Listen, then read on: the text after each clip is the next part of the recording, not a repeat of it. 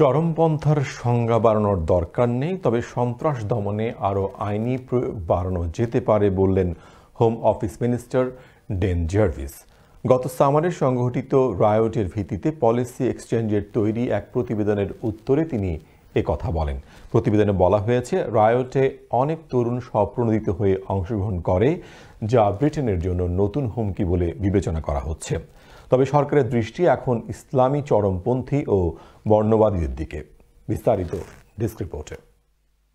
গত সামারে সাউথপোর্টে নাচের স্কুলে ৩ শিশু হত্যার ঘটনা পুরো ব্রিটেনে তৈরি করে আতঙ্ক। ওই শহর সহ পুরো দেশে নেমে আসে গভীর শোকের ছায়া। প্রশ্ন, কিভাবে এমন ঘটনা ঘটল, কেন তা ঘটল, এমন ঘটনার ফলে কোন ধরনের ঝুঁকিতে পড়েছে মানুষ। We're looking carefully at where the key challenges are.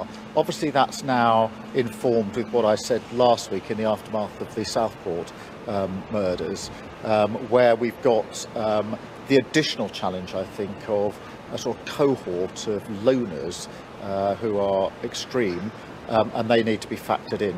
Policy এক্সচেঞ্জের তত্ত্বাবধানে তৈরি করা প্রতিবেদনে বর্ণবাদ, ধর্মীয় চরমপন্থা, নারী বিদ্বেষ সহ বিভিন্ন নাশকতার চিত্র উঠে এসেছে। সরকারের রাজনৈতিক সহিংসতা বিষয়ক স্বাধীন উপদেষ্টা লর্ড ওয়ালনি বলেছেন, প্রতিবেদনটিতে ইসলামিক চরমপন্থী এবং বর্ণবাদীদের নিয়ন্ত্রণের বিষয়ে জোর দেওয়া হয়েছে।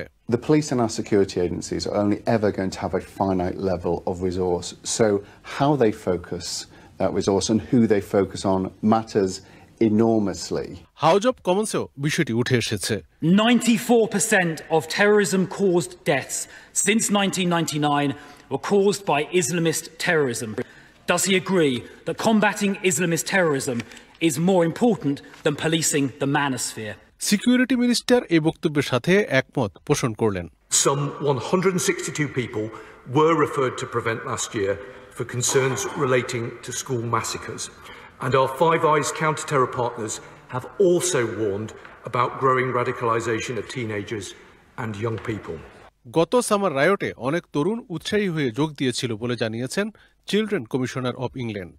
রায়োটের ফুটেজ দেখলেই বোঝা যায় বিপুল সংখ্যক তরুণ কিভাবে পুলিশ এবং গাড়ির উপর আক্রমণ সহ অগ্নিসংযোগ করেছিল। এই বিষয়টি সরকারের উদ্বেগের কারণ হয়ে দাঁড়িয়েছে।